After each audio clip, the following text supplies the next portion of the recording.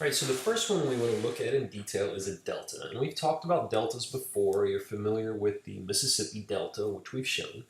But when we get into the details of how deltas are deposited, there's much more to know. Deltas form when a stream that has a lot of sediment in it empties out into a large body of water, thereby drastically, immediately decreasing the velocity, and all of the silt and sand material fall out of suspension.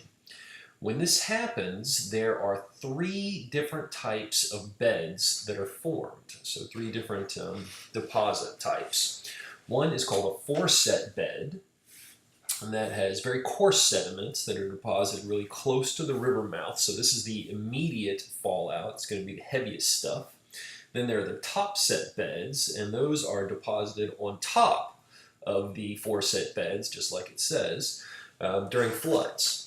And then there are the bottom set beds, and these are fine sediments that are deposited at the outer edges of the delta when it gets past the initial stage of decreasing velocity.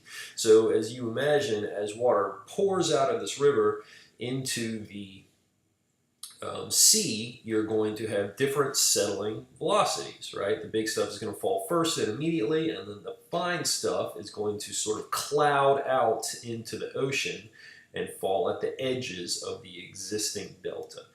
Those edges are going to be bottom set beds, and the really coarse stuff is going to be foreset beds.